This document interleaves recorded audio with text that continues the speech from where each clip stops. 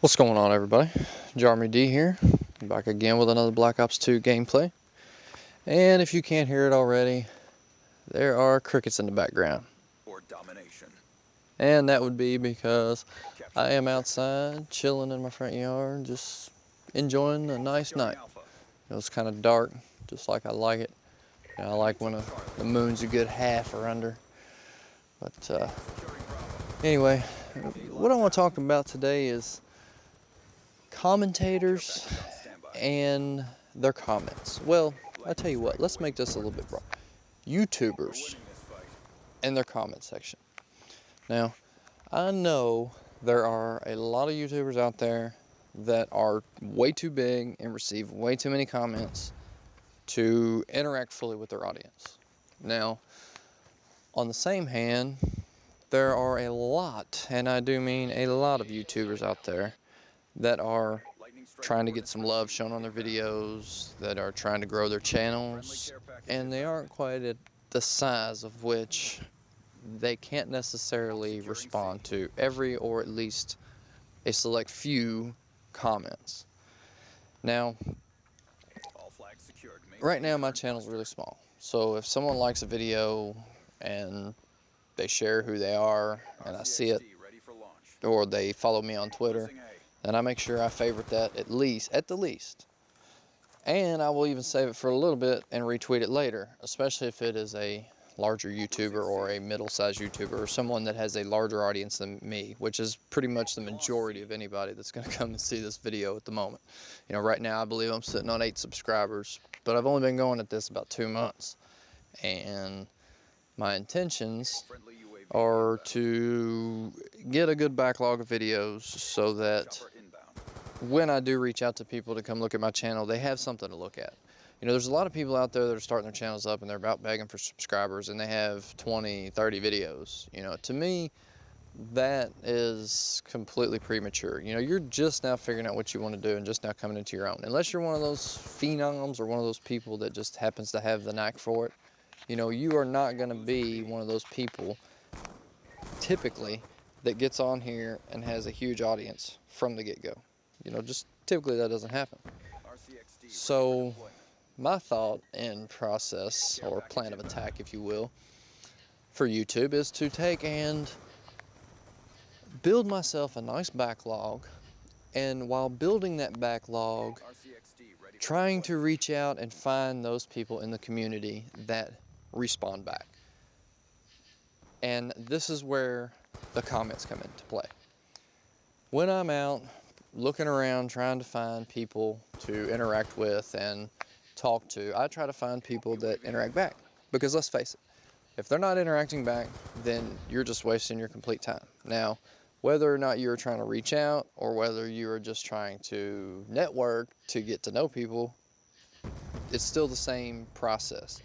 You need to find people that are willing to speak back. You need to find people that are willing to respond to your comments in the comment section so that you get that interaction with them. And who knows, you know, if they are partnered with a decent sized network, such as Machinima or Yoush or something like that, you may get noticed just because of your interaction of the videos. You know,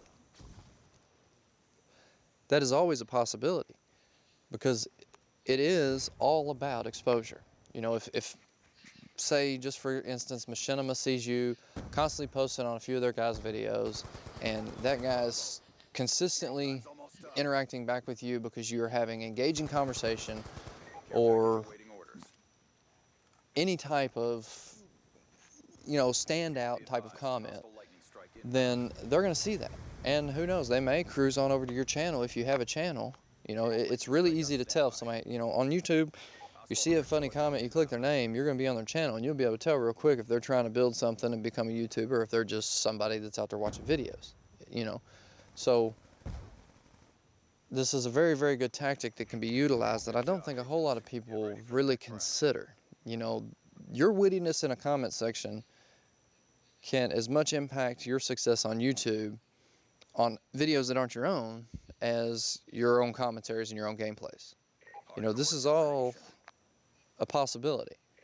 So, expanding on this topic, there are a few YouTubers that I would like to, I don't know if you would say recommend or give a shout out to or a thanks, because to be honest with you, when I reply in a comment section and I get a reply back, it kind of makes my day, well, maybe not my day, but makes my half an hour. You know, it at least cheers me up for a little bit, because I know that I have put something out there and somebody appreciates it and they see it and they notice it, and it's not just in there just floating around amongst all the rest of the garbage.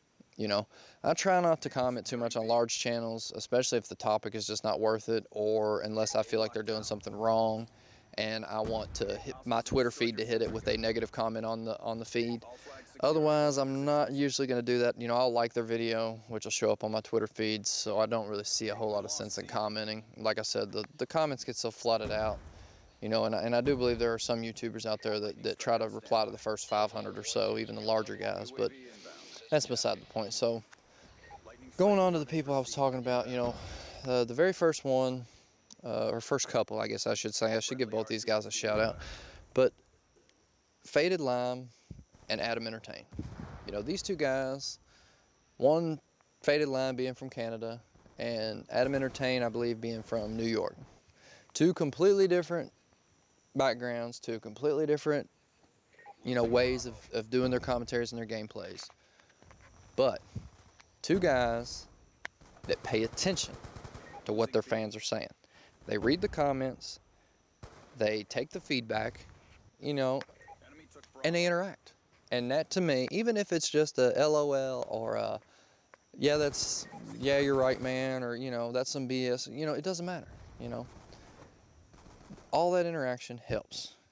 And we as fans enjoy it. You know, right now I'm consider myself a fan, and I probably will consider myself a fan even if my channel does grow to any kind of size. You know, and I'm not even here to grow my channel to a size. I'm just speaking on a topic. And, you know, it just is what it is.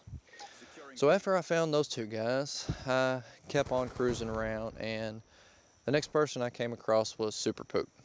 Super Pook is another good interactor.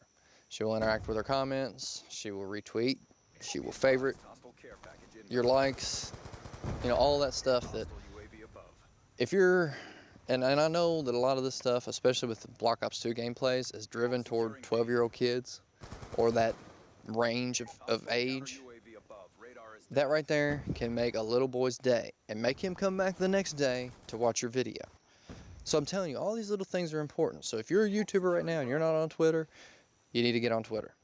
You need to like videos. You need to share videos. You need to favorite videos. You need to retweet when someone likes your video. And you can also use that to promote your past videos after you have already liked or favorited them. Now, I don't recommend doing this excessively because people will get tired of you spamming their pages up and they will drop you. And that is not what you want. You want a nice, clean slate. So, hopefully I didn't ramble too much or get too much off topic. I tried to stay on a nice track here, but, you know, thank you guys for stopping by. Hope you enjoyed the commentary and the gameplay in the background. I will catch y'all on the next one. Securing Charlie. We're winning this fight.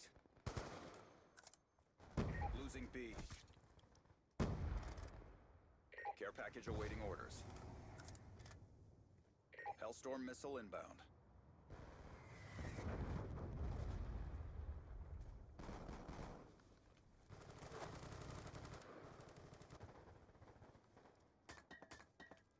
Care package inbound.